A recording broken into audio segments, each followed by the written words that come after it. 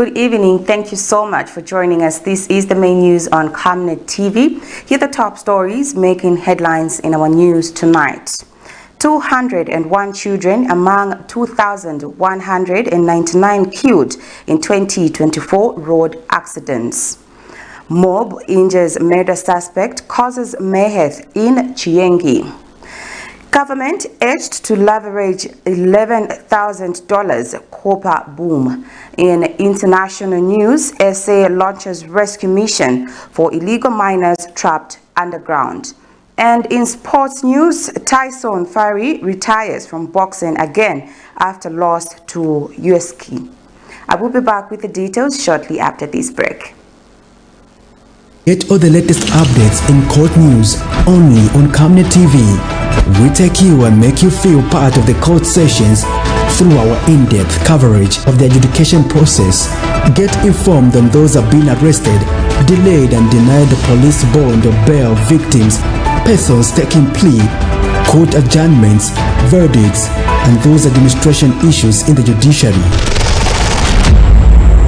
Camnet TV is on channel 274 on DSTV, channel 25 on GOVT, and find us on channel 106 on Topstar. You can also follow and give us a like on our social media platforms. Camnet TV, not just another channel.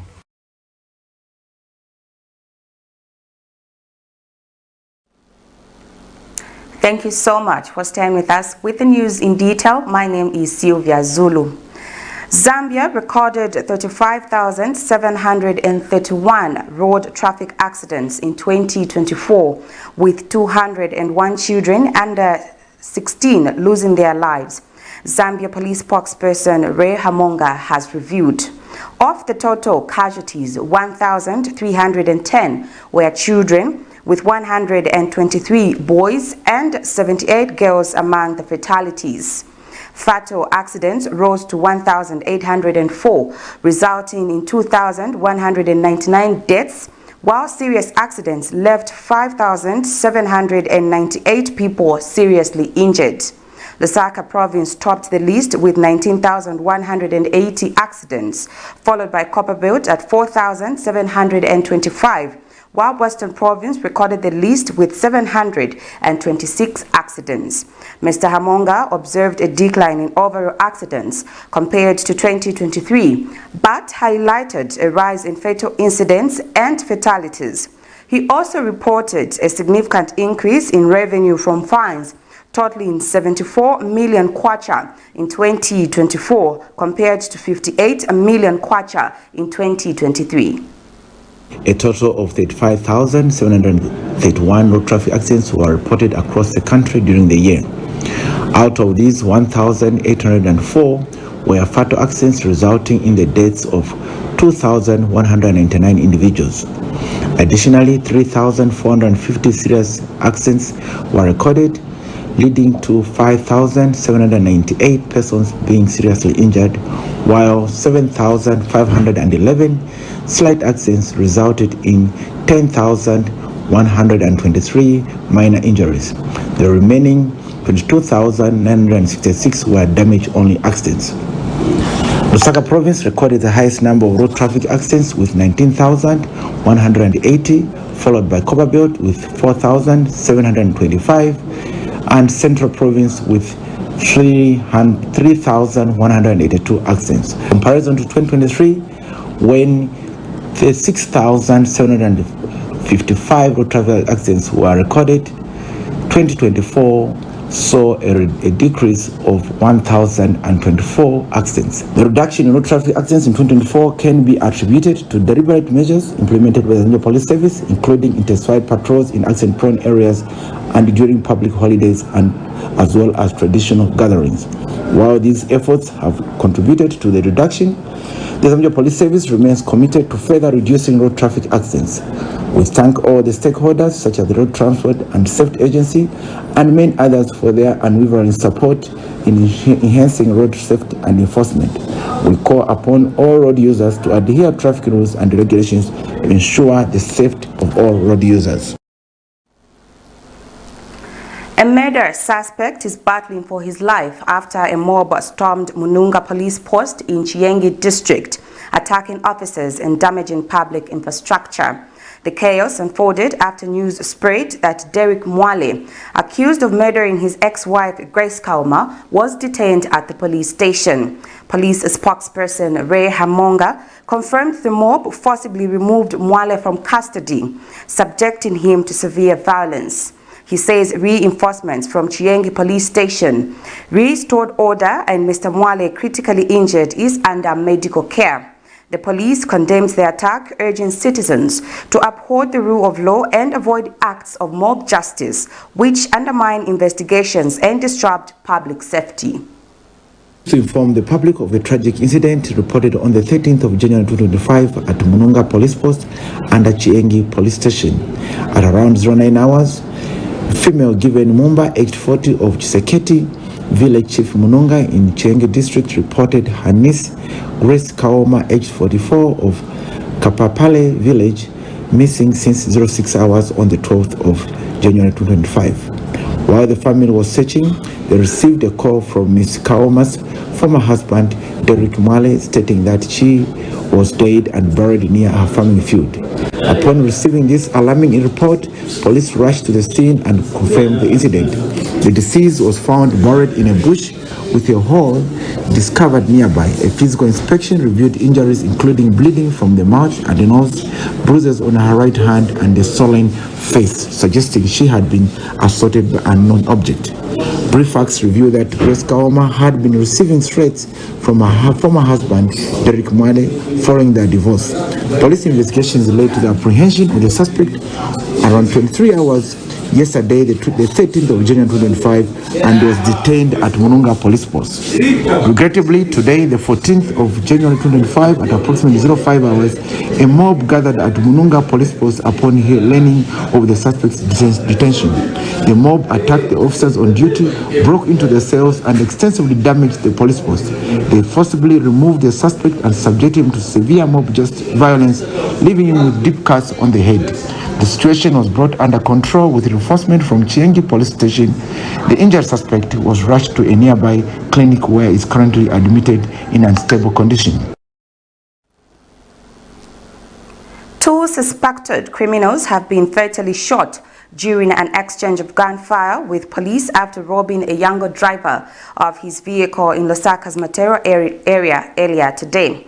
Police spokesperson Ray Hamonga confirmed the incident, revealing that the suspect, armed with a pistol, ambushed Emmanuel Kalinda, a 35-year-old younger driver, at Chingwere Cemetery. Mr. Kalinda had picked up 4 passengers, including 2 men and 2 women, who turned on him, threatened him with a pistol, and stole his Toyota IST vehicle. The victim promptly reported the robbery to Matero Police Station, noting that the car was equipped with a GPS tracking device. Acting swiftly, police traced the vehicle to Chifundo Market in George Compound, where a gunfight ensued with the suspects. During the exchange, the 2 male suspects, estimated to be between 30 and 35 years old, were shot and later pronounced dead at the University Teaching Hospital. Approximately 12 hours, Matero Police Station received a report from Mr. Kalinda John, 833 of Chipata Compound, who reported on behalf of his brother, Emmanuel Kalinda, 835. Mr. Emmanuel Kalinda, a younger driver, was attacked and robbed of his motor vehicle, a Toyota IST registration number BAV 2007, by 4 criminals armed with a pistol. The incident took place at Chingwere Cemetery around 11 hours today. At about 10:45 hours, Mr. Kalinda, while operating as a younger driver, picked up 4 individuals, 2 males and 2 females, who requested to be driven to Chingwere Cemetery. Upon arrival at the cemetery, the passengers turned on him, brandishing a pistol, and threatened to shoot him. They proceeded to steal his vehicle. The victim promptly reported the matter at Matero Police Station and informed officers that the vehicle was equipped with a GPS tracking device. The police swiftly followed up the GPS signal and tracked the vehicle to the vicinity of Chifundo Market in George Compound. Upon locating the vehicle, an exchange of fire ensued between the police and the suspects. During the exchange, regrettably, 2 male suspects, estimated to be between the ages of 30 and 35, were fatally shot. They were rushed to the investigating hospital, where they were pronounced dead upon arrival. A search of the recovered vehicle revealed a USYK C pistol serial number T6472-08E000367 with one bullet. This was the weapon used to threaten the complainant. The vehicle has been successfully recovered and secured. The bodies of the deceased suspect have been deposited at the investigating hospital mortuary pending identification, post-mortem examination, and subsequent burial arrangements. The Zambia Police Service urges all vehicle owners to install security gadgets such as GPS trackers in their vehicles. These devices significantly enhance the chances of recovering stolen vehicles and apprehending suspects in cases of robbery or theft. Transparency International Zambia (TIZ) has decreed widespread vote buying in the recent held Kawambwa by-elections, accusing senior UPND officials of dishing out cash and gifts to voters in violation of the Electoral Process Act No. 35 of 2016. Speaking at a media briefing, TIZ Executive Director Maurice Nyambe criticized the Electoral Commission of Zambia (ECZ) for failing to enforce the Electoral Code of Conduct, highlighting concerns about its independence. He called on the Electoral Commission to do better in enforcing the Electoral Code of Conduct, stating that the non-sanctioning of electoral malpractices, such as the dishing out of money, depicts a compromised state for the Commission. TIZ became aware of reports of electoral malpractices, such as vote buying and the use of government programs to induce voters. There were several incidences of vote buying through the provision of food items, cash, transport services, among others, and in our view, this compromised the integrity of the election. For example, there were incidences of senior government officials from the ruling United Party for National Development engaging in the practice of dishing out 50 kwacha notes and other gifts to the electorate under the guise of empowering citizens through government empowerment programs. Ladies and gentlemen, the Electoral Process Act No. 35 of 2016 clearly defines the offering of money or gifts to voters as an electoral offense, and the level of impunity with which this was happening in Kawambwa left a lot to be desired. The second issue we'd like to reflect on is the issue of campaign financing. Now, as some of you know, Article 60, Clause 4 of the Constitution of Zambia provides for the establishment of the Political Parties Fund for the regulation of sources of funding and maximum amounts for campaigns during elections. However, in the absence of a substantive law to actualize these constitutional provisions, electoral financing remains largely unregulated in Zambia. Consequently, TIZ noted that the UPND were significantly more visible in terms of campaign materials in Kawambwa in comparison with other political parties. Now, for us, this highlighted the importance of sustaining the conversation around political party financing in Zambia. While there may be some resistance in some circles, it is clear that funding political parties in some shape or form will contribute to the strengthening of our democracy. The government has ramped up efforts to combat the outbreak of cholera and other waterborne diseases across the country, with a focus on improving access to safe drinking water. Minister of Water Development and Sanitation, Engineer Collins Nzovu, says commercial utilities are employing superchlorination techniques to safeguard water quality and prevent post-contamination in networks and storage facilities. Addressing the media in Lusaka, Engineer Nzovu revealed that peri-urban areas identified as cholera hotspots, including Kanyama, George, Bauleni, Kabanana, and Chainda, are receiving water supplies through bowsers to ensure residents have safe drinking water. Season brings much needed relief to drought-affected areas. It has also presented challenges, particularly the heightened risk of cholera. In response, the ministry has intensified interventions to protect public health and ensure access to safe water and sanitation for all. Recognizing the critical role of water supply and sanitation in preventing cholera, commercial utilities have implemented robust measures to support vulnerable communities, especially in identified cholera hotspots. For example, USYK Water Supply and Sanitation Company has prioritized peri-urban areas such as Kanyama, George, Baulen, Kabanana, and Chainda by providing water services through water bowsers to ensure residents have access to safe water. I also informed your colleagues here that this is at the backdrop of the 20 boreholes we had earlier drilled in George compound and Kanyama compounds. The commercial utility has partnered with Lusaka City Council to strengthen solid waste management in hotspots such as Chibolia and Kanyama, addressing risks associated with poor waste disposal. Further, water cluster meetings chaired by the Ministry of Water Development and Sanitation and supported by key stakeholders like the Ministry of Health and USYK, among others, are ensuring a coordinated and effective response to cholera prevention and preparedness. Chambesh Water Supply and Sanitation Company has deployed a water bowser in Gabon Township in Nakonde to assist vulnerable households. Economist Emmanuel Zulu has called on the government to harness Zambia's potential as Africa's largest copper producer amid soaring copper prices now at $10,000 per metric ton. Speaking to Camnet News, Mr. Zulu stressed the need to ramp up production and optimize mining resources to boost foreign exchange earnings and strengthen the local economy.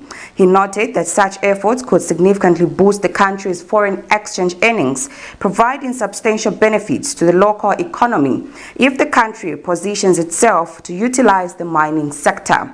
Recently, copper prices on the international market increased from $9,000 to $10,000 per metric ton to $10,000 per metric tons.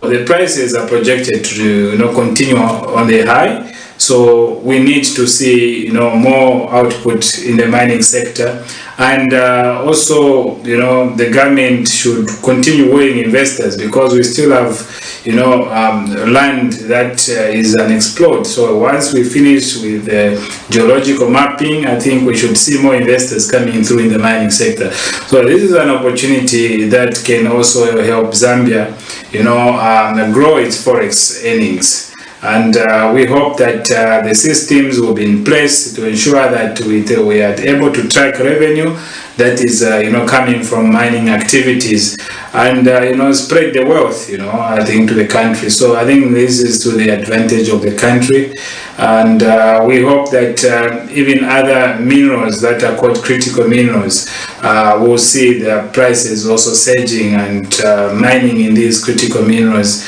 should actually be encouraged, and more importantly the participation of the local citizens should be encouraged even at policy level. The Small-Scale Farmers Agency, SAFADA, has called on the government to provide financial support to farmers nationwide to facilitate the adoption of irrigation farming methods in response to increasingly unpredictable rainfall patterns. SAFADA Chief Executive Officer Boyd Mombwe tells Camnet News that government must partner with the private sector to ensure farmers receive adequate support through loans and grants. He emphasizes that while small-scale farmers are eager to embrace irrigation farming, their efforts are hindered by limited financial resources. Mr. Mombwe also observed that last year's drought severely impacted crop production, leaving farmers without the means to invest in essential irrigation equipment.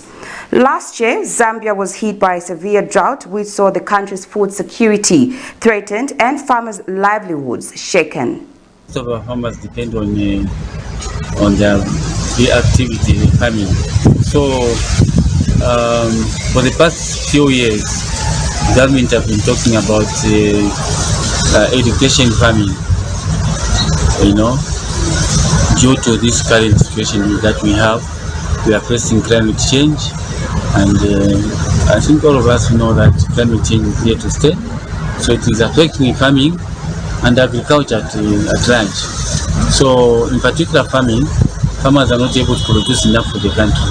So government came in with some measures to ensure that farmers go into irrigation farming. According to our good president, Mr. Harene Chilema, he's talking about producing crops at least 3 times in a year. So if this has to happen, meaning that farmers have to go into irrigation farming. But now the question is, how do they indulge into irrigation farming when our farmers are hit by this climate issue, climate impact? They are not able to produce enough and sell enough at the market. They can't raise good income. The Drug Enforcement Commission, DEC, has arrested Chafie Ernest Ali Siuluta, a farmer administrator and a former administrator and finance officer at the University of Zambia School of Medicine and University Teaching Hospital on allegations of theft and money laundering involving over $500,000 in research funds.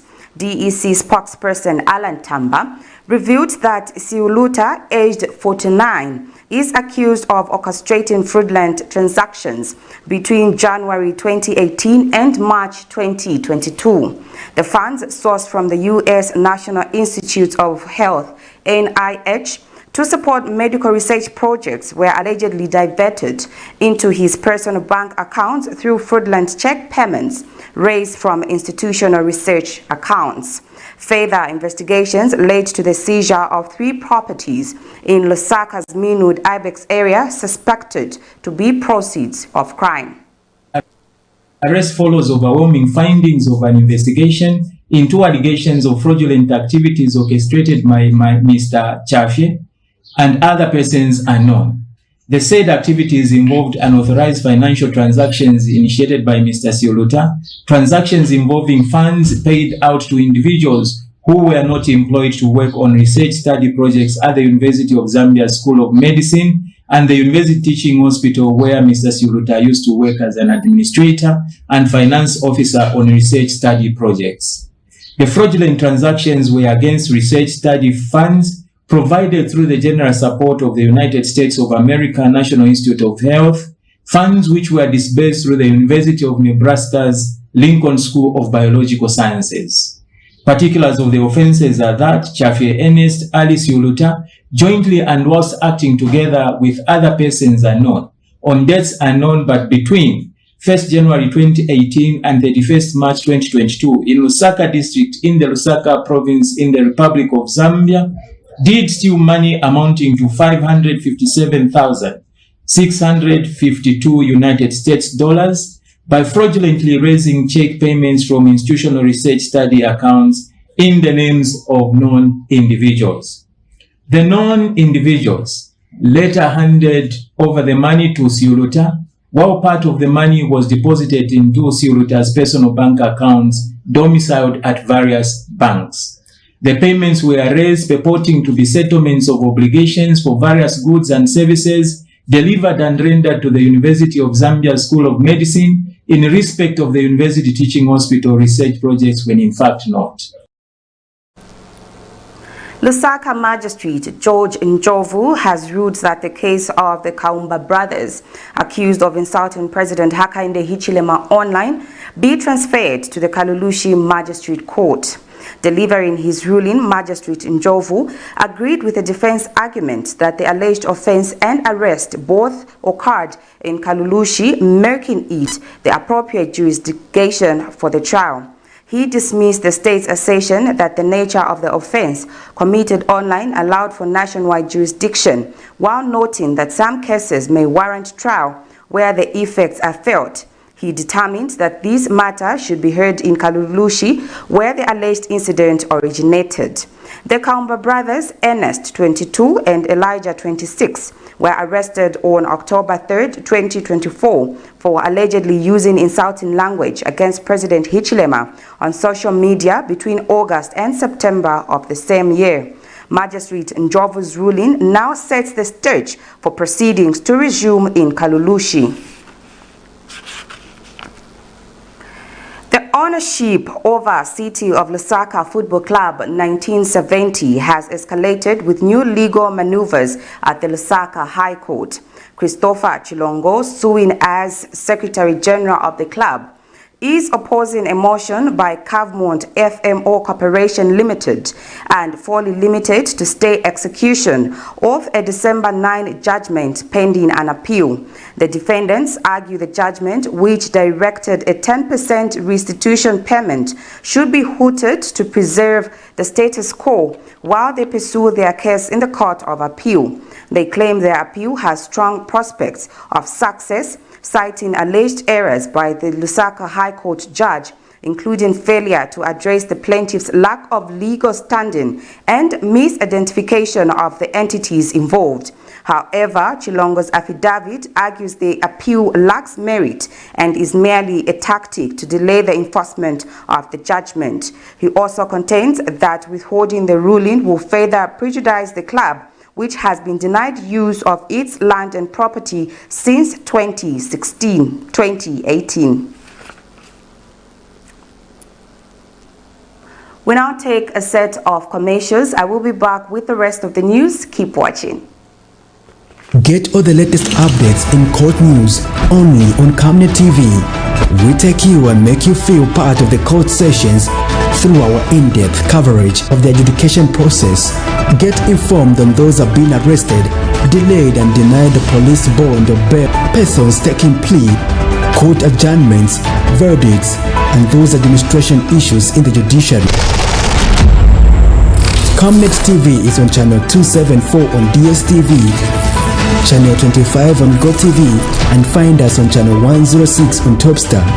You can also follow and give us a like on our social media platforms. Camnet TV, not just another channel. Enjoy the benefits of an instant loan with us ranging from 1,000 kwacha to 750,000 kwacha paid express once collateral is viewed, valued and verified. Call us on 0763 595 359 or 0779 432 993. Classified Financial Express, here as your financial friend.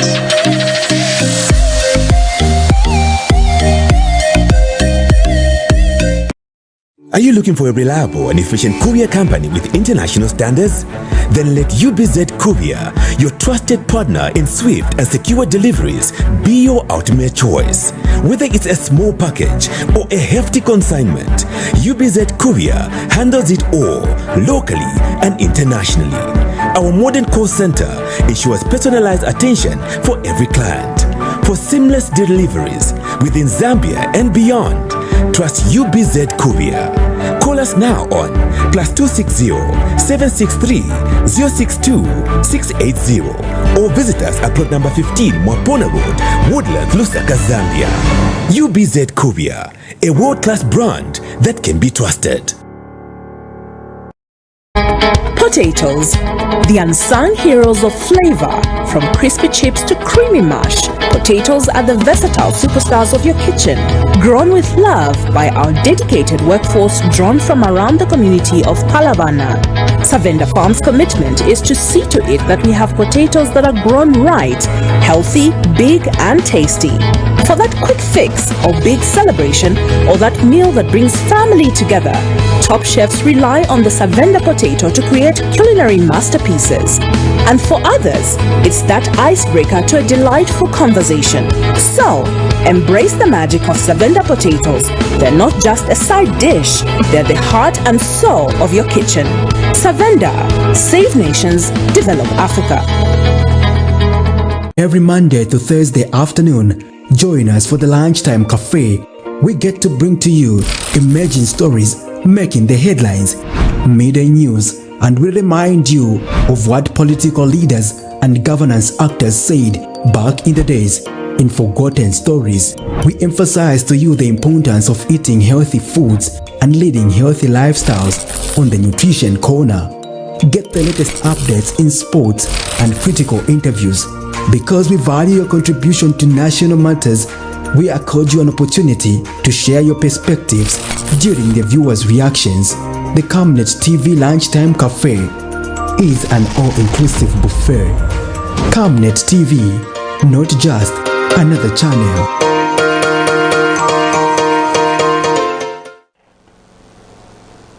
Thank you so much for staying with us. And now in international news, the South African government has launched a major rescue mission to save hundreds of miners trapped in the abandoned Beauforton gold mine near Stilfontein, southwest of Johannesburg. The operation began Friday after a court case was filed by the sister of one of the trapped miners.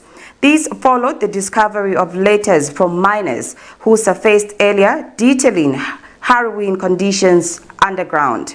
On one letter claims at least 109 miners have died in the illegal mine where access to food, water and medicine was cut off last year in a bid to force them out.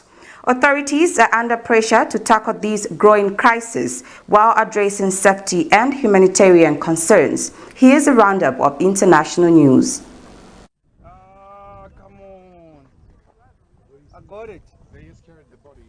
The South African government has launched a mission to rescue potentially hundreds of miners trapped in an illegal mine where their access to food, water and medicine was blocked last year in an effort to force them out. The operation began on Friday after the sister of one of the miners underground filed a court case. This came in response to letters from miners who were brought to the surface on Thursday.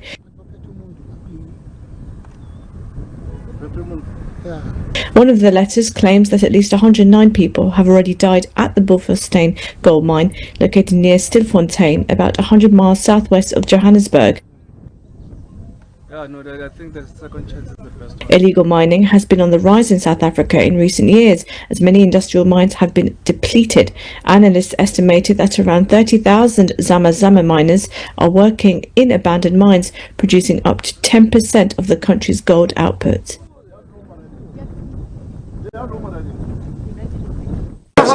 At least 40 farmers have lost their lives in Nigeria's northeastern Borno state due to recent violence attributed to jihadists, according to a government official's report. On Sunday evening, militants from the Islamic State-affiliated group Islamic State West Africa Province targeted a group of farmers in Dumba, located by the shores of Lake Chad, executing them in cold blood, as stated by Usman Tar, the Borno State Information Commissioner.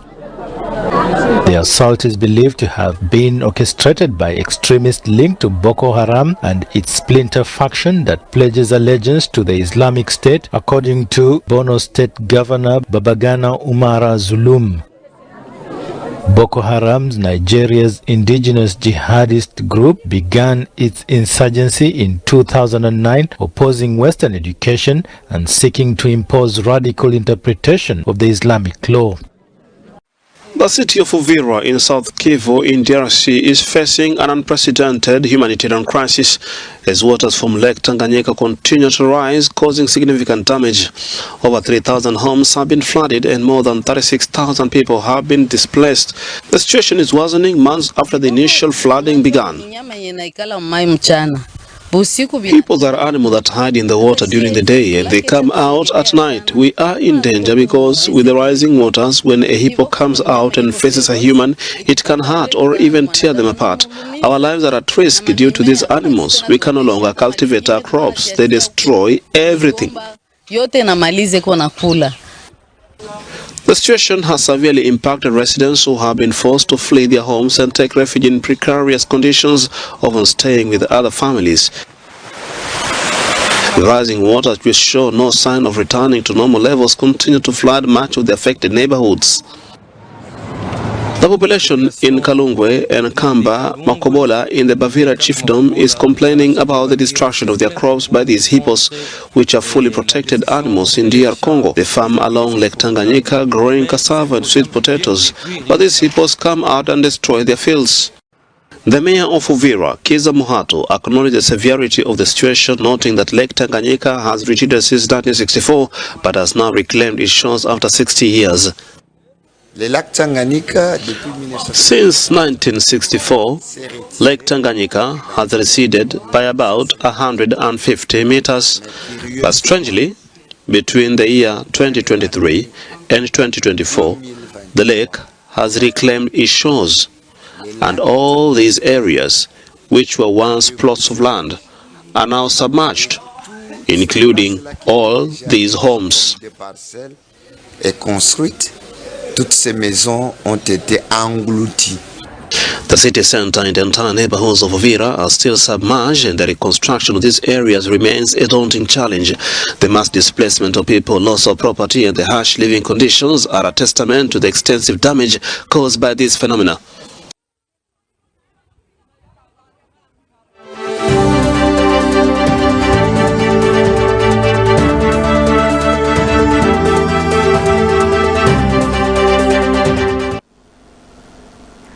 British heavyweight Tyson Fury has announced his retirement from boxing for the second time, just a month after his rematch loss to Ukrainian champion Alexander Usyk in a cryptic video posted on Instagram. The 36 Fury has previously retired and returned to the ring, leaving fans and analysts questioning whether this announcement is final. Tyson Fury has announced he is retiring from boxing in the aftermath of a second defeat in his rematch with Alexander Usyk last month. The former world heavyweight boxing champion posted a video on social media while sat in a car announcing that he will quit the sport 3 weeks after failing to reclaim the unified world titles from the Ukrainian in Riyadh by unanimous decision. Fury had previously announced a retirement from the ring back in 2022 after beating Dillian White, only to return at the end of the year to fight Derek Chisora and going on to set up the unification bouts with Usyk. He also had short-lived retirement in 2013 and 2017, which were similarly announced on social media. Fury was upset with the unanimous decision when he lost the December 21 rematch with Usyk in Saudi Arabia. However, Usyk landed 179 of 423 punches thrown, while Fury landed 144 of his 509 punches. That's it for our main news tonight. Before I leave, let's have a recap of the stories that made headlines. 201 children among 2,199 killed in 2024 road accidents. Mob injures murder suspect causing mayhem in CHIENGE. Government urged to leverage $11,000 copper boom. In international news, SA launches rescue mission for illegal miners trapped underground. And in sports news, Tyson Fury retires from boxing again after loss to Usyk. We now look at the Camnet verse for the night, coming from the book of Isaiah 60, verse 1. Arise, shine, for your light has come, and the glory of the Lord is risen upon you. Thank you so much for watching. My name is Sylvia Zulu. Good night, and God bless you.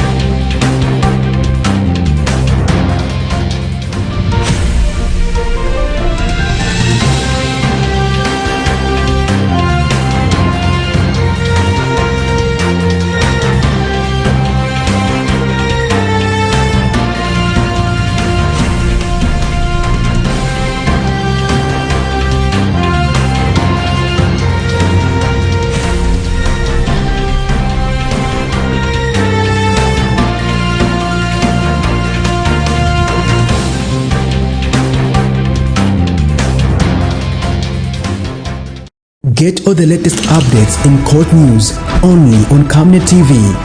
We take you and make you feel part of the court sessions through our in-depth coverage of the adjudication process. Get informed on those who have been arrested, delayed and denied the police bond or bail victims, persons taking plea, court adjournments, verdicts, and those administration issues in the judiciary. Camnet TV is on channel 274 on DSTV, channel 25 on GOVT TV, and find us on channel 106 on Topstar. You can also follow and give us a like on our social media platforms. Camnet TV, not just another channel.